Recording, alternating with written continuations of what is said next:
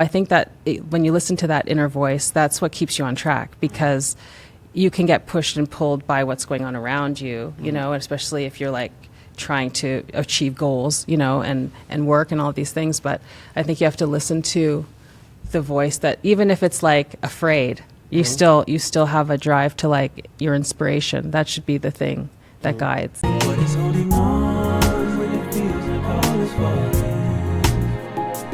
How do I reach out when I feel I'm all alone? When I feel all alone. How do I move on when you're the one I put my trust in? All you require me is only just believe. I'm covered by your grace again. All washed up and cleansed from sin. No longer will the devil win. You've gave me victory. Welcome to the Art of Rebounding. I'm your host, Harold Lefty Williams, former pro athlete, motivator, and believer in second chances. Each week, we'll dive deep into stories and strategies built on positioning, perseverance, and purpose to help you rise, rebuild, and reclaim your next chapter. Now, this isn't just a regular podcast. It's your chance to rise again, and this time with purpose. And today's guest, I'm so excited because it's always good. People on this show either are friends of mine or get referred like directly from, we have mutual friends. Yeah. Our mutual friend happens to be my wife. Yes, so very I'm excited. special person. Yeah, Yes. so I'm super excited. Please welcome to the show. She's an amazing film director, and we'll get into all of the credentials that she's done. A lot of shows that you may have liked. Please welcome to the show, Dawn Wilkinson. Hi, everyone. This feels different for you?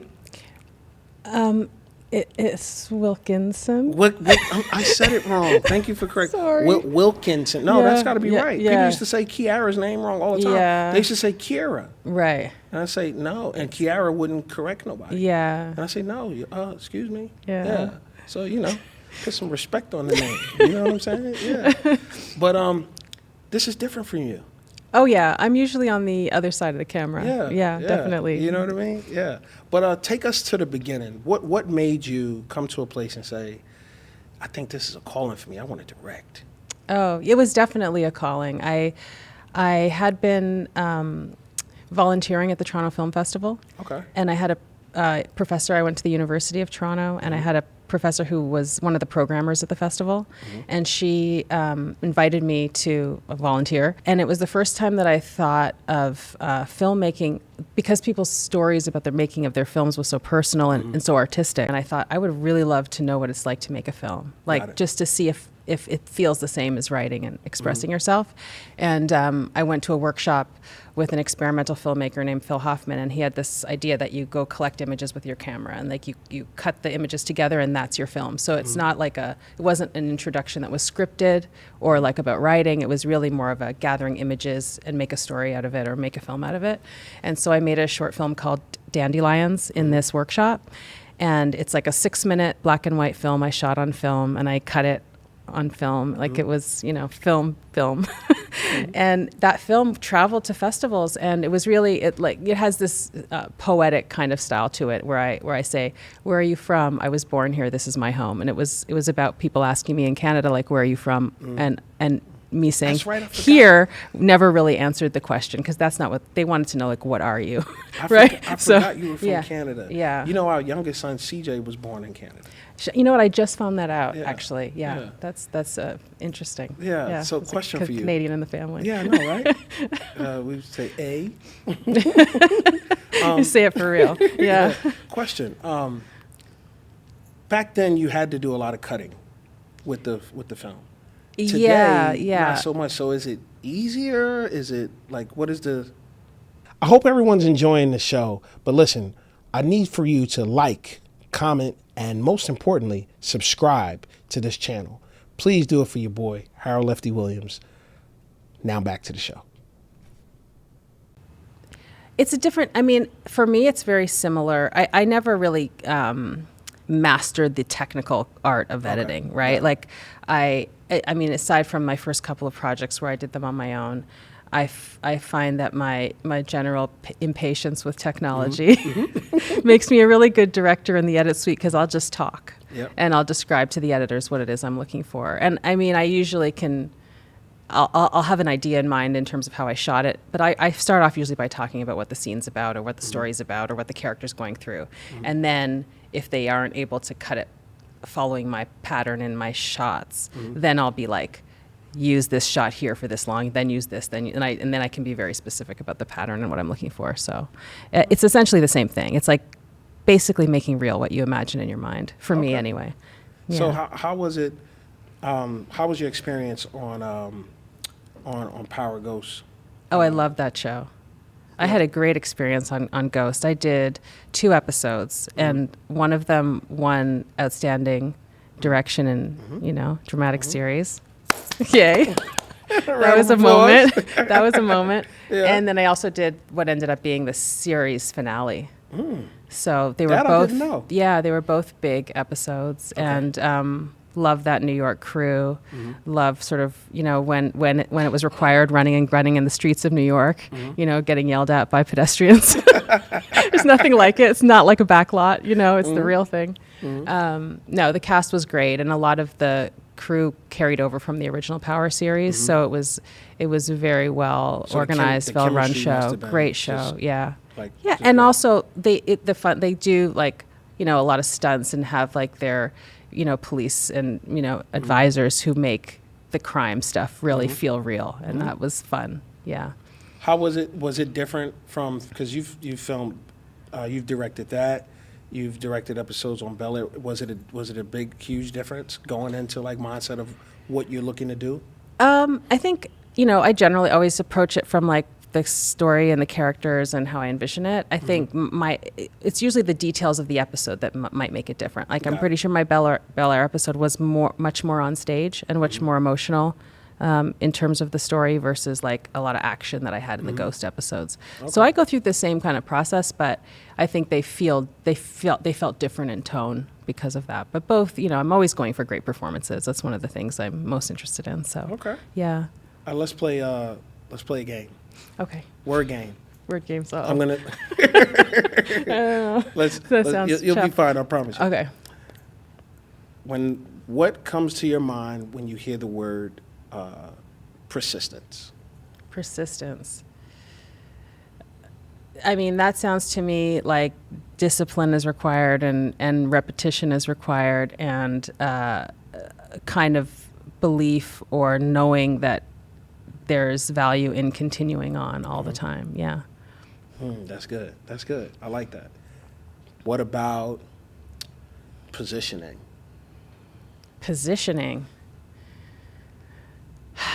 Well, it seems like something that you could be involved in to advocate for yourself, to get yourself into the right spot. But I think it feels more external. Like it feels more like there's these shifting ground around you, and you've got to just hang on. No, that's true. No, that's true. I mean, if you want to bounce back. Yeah. You know what I mean? What about purpose? Purpose. I think it's almost like destined or destiny in terms of who you are and your character and your reason for being and your your talents and what they require. No, 100%. Yeah. So now, we have those 3 words, and I asked you that for a reason. This is your camera. Someone's driving in the car, and someone is saying to themselves, I want to be a director. Someone's sitting on the couch watching this episode. Man, that sounds good, but I just can't see it for myself. Using those 3 words, how would you encourage them? That's your camera. So in order to be a director, perseverance is very important in terms of developing your craft. Positioning is key in terms of getting your projects made and making the right connections to create opportunities. And what your purpose is will drive what kind of stories and what kind of films that you make. And so it's really something to reflect on. Man, that's good. Yeah. So listen, if I could add anything to this, it would be dreams are possible. Yeah. You have to dare to dream. You have to keep going. There was a picture, I got to find it. Maybe I'll use it for this episode, where the guy was in the tunnel and he was digging. There was a guy on top. He was digging as well. The person on top, he kept going. He was trying to get to it, but he was further away. Yeah. The person down below, he was very close to the diamond, but he got tired of swinging and he turned around and he walked away. Right. And so the point is, I'd rather hold on to see what the end is going to be, to try to see. But sometimes it's like, I don't know, would this ever happen? For me, I've been let go by this team, by that team, and I had to keep bouncing back, keep evolving, keep, repositioning myself, keep persevering until I'm able to rebound, to land in where I am. What's one thing a takeaway that you would say, if you don't listen to anything else, what you want to do to bounce back, listen to this, what would that be? Listen, I have a brand new book that's getting ready to come out. It's called The Art of Rebounding. It's about positioning, persistence, and purpose. It's going to change your life forever. It's going to help you bounce back, and you're going to be able to reclaim your next chapter. Join the waiting list today at theartofrebounding.com. Oh, well, it has to be the voice inside you that's asking you to pursue it in the first place, because I feel like I've gone on this journey of making independent and smaller films and then sort of working my way onto popular television shows. But there's still the writer-director inside with the stories that are more personal to me that I now feel the calling to go back to.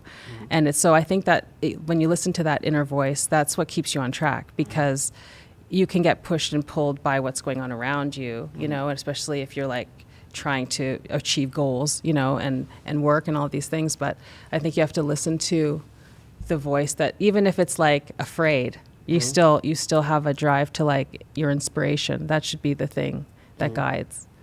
What's your most where do you pull and find your most inspiration from? It's funny, I was thinking about this question. I'm like, does the beach count? It does. Staring at the ocean, looking Absolutely. at waves. I feel like this is where inspiration can be found. I didn't used to be as interested in nature. I think for a long time I really did just be like, okay, let me research these movies, let me watch these TV shows, let me read these books about screenwriting and directing and go to workshops and go to networking events and all these things. And now it's like, where does the creative ideas and the energy to be creative come from? And that I find at the beach as one of the places, I don't mind, but I don't want to really get in the water. I just want to sit. Just look at it. Yeah, I just want to look at it.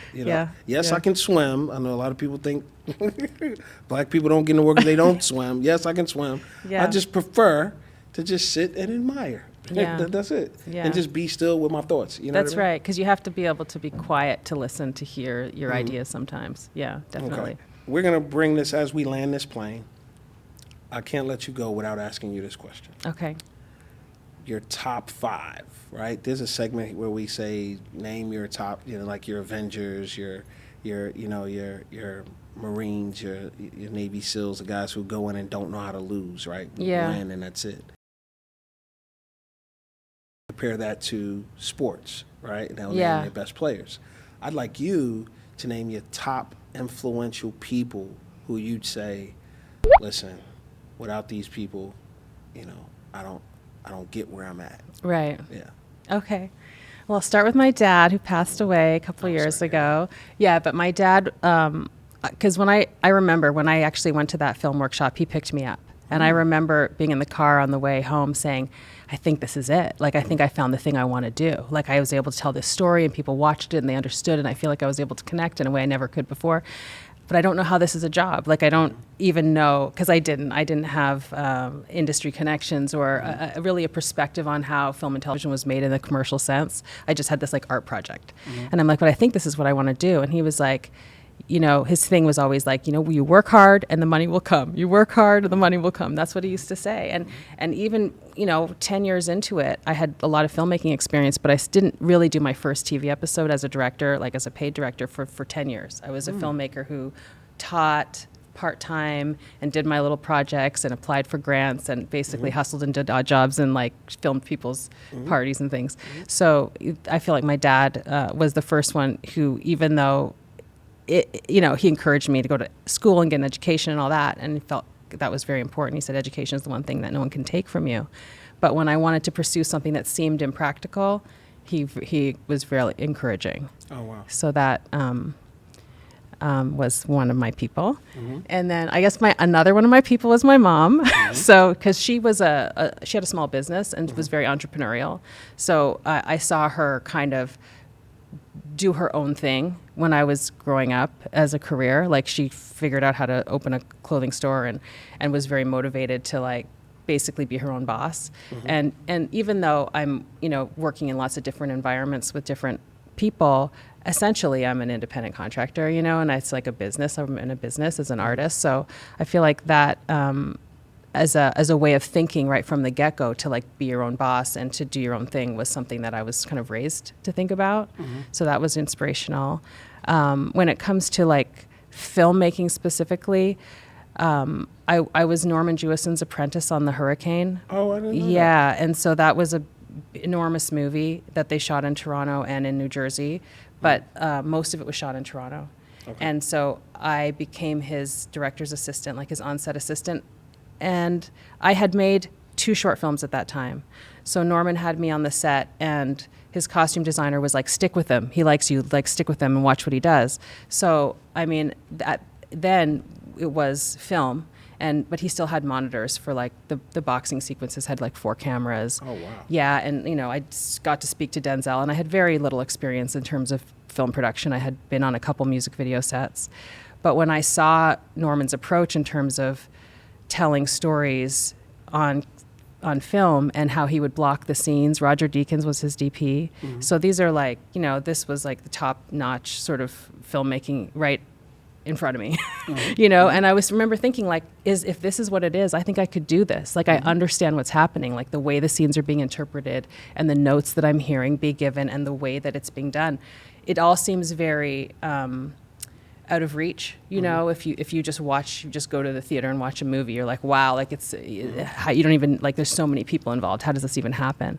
But to see it broken down, like one scene at a time, day after day, seeing the movie come together. And back then we would go to Deluxe and watch the dailies at the end of the day. Okay. Yeah, so that the editor would come, like real old school, approach. So the dailies is just for people watching or listening. They're done filming and then they're looking to see, does it look good? And then to have the new notes for the next day. Yeah. And if I messed anything up, you can... Yeah, no, that's absolutely right. And also for the editor, it's an opportunity for the director to say, this is what I was doing with that, and this is what I'm hoping to see here, and have that conversation too. So, and also for the cinematographer, they can see how it looks in a theater, which at that time, everything was made, the movies were made for the theater, So, but Norman was very encouraging, and he had established a program called the Canadian Film Centre, where I went to take the director's lab in the short dramatic film program, and that's where I really got at least my craft started to go up, because I was able to focus on the directing. Because as an independent filmmaker, you do everything. You write, you produce, you buy the lunch. You know what I mean? You drive the cube van, and I did all that. Yeah. I did all that. So when I went to the film center, that's when I was able to be like, oh, I should just focus on like the shot list and the story I'm telling, and like what I want the actors to know and how I want it to look. And it was much more focused. And the more I had the chance to do that, then the better my work became stronger, because I was able to focus on directing and telling the story. And also I realized that that's the creative part that I just absolutely love. But Norman was like a really important mentor to me in terms of opening, sort of like pulling back the curtain of what actually goes on and what a director actually does, because it's not something that, if you haven't had the opportunity to be on set, it's hard to understand like what it is specifically that a director's doing. In a way we're like translating the script into visuals, but it's like you create the whole experience for the audience. But how do you do that? Sort of like one shot at a time. No, that's good. Yeah. So that's 1, 2, is that 3 or 4? That's 3. That's 3. I'll give you another director, Ernest Dickerson, who has the background of being a director of photography. So after I went to the Film Center, I was Ernest's assistant on a TV movie called Our America for Showtime. And Ernest had an entirely different approach to Norman, because from what I saw in those two different movies as examples, because a lot of the Hurricane was shot on stages and in big sets, and Our America was shot in real apartments and small locations. And just so Ernest's visual approach, also being a director of photography, approached it very visually. And he would storyboard everything. So it was just very different approach to directing, but still very exciting and inspiring to me. And I remember telling him that I was excited about this concept I had for a movie called Devotion that I wanted to write and direct. And he encouraged me, like, on our lunches and when there was time in the setups. And I went and worked on my script with his advice when I wasn't needed on set. Oh, wow. Yeah. Yeah. And I ended up making that movie. That was like my first feature. Okay. Yeah. Okay. What's going on? I hope everyone's enjoying the podcast. Listen, I have a brand new Hot Honey that's getting ready to come out. That's right. You heard it right. Hot Honey. Harold Lefty Williams Hot Honey. Listen, when flavor meets fire, legends are made. and this is what we put together. I've teamed up with Creative Fire Kiln and Kitchen, and we came up with the Honey Bee Hotness. This is amazing. Shout out to Creative Fire Kiln and Kitchen. Thank you for the opportunity to have this collab and have my own Honeybee Hotness. For more information on this, go to honeybeehotness.com. honeybeehotness.com. Like, share, comment on this episode. Hope you're enjoying it. Now back to the show. One more has to be Iggy Madison, because there's nothing like being a mom to like change your perspective on things. And I think because Iggy is so creative, and I encourage, I have a son who's an artist and a musician and super creative, but like I can kind of see how what I've taught him comes back, in terms of like the fearlessness of creating, because I've always encouraged him to create and to listen to his inner voice and to do what comes naturally creatively. That there's times where I tell him, like, I'm working on this script, and I've actually returned to writing a script that is personal to me. And like, if you get blocked, you get stuck. When you're that person who's stuck, you're just like, oh, it's such a downer, like, why, like I literally banging my head against this script that I wrote a long time ago, trying to figure out what is important and what I need to change. And the feedback that I've gotten from Iggy has been like, I'm like, oh, this is why I had you. You know what I mean? It's amazing. It's amazing to be a mom and have a kid who can actually like have creative conversations with you, and really, it's like someone who kind of knows you so well and also has your best interests at heart. Yeah. I think one of the things that we've learned, that I've learned as a parent, is that when you look at the different children, you can see you in them. Yeah. And so I've learned to kind of like try to lean into what's me. Yeah. To kind of pull out of what I need, and then lean into that's mommy. It's a bit of a mirror. Yeah, it's a mirror. Yeah, for sure. Well, I appreciate you being on. There's so many things that you've done. I'm running out of time, but I wanted to know about your experience with Block Party and 911. Yeah. Okay. Directing that. Block Party and 911. Very different extremes in terms of my directorial style. So for Block Party, I had been doing series for a while, and I really was drawn to the script because it was a comedy, like a feel-good comedy about a grandmother who had dementia at the time. My dad had been diagnosed with that, so it felt personal to me, but also as a movie gave me a chance to get more into like designing the whole thing. Like with TV shows, a lot has already been decided. In general, the main cast are decided, the main sets exist.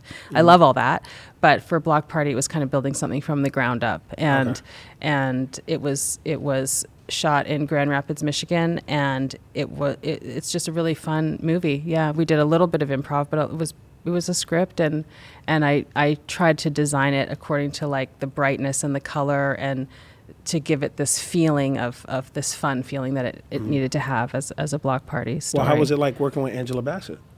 Angela's amazing, like amazing. 911, the episode I did, the one where the captain passes away. Oh. It was a controversial episode with a great helicopter chase, which I have to say was also exciting.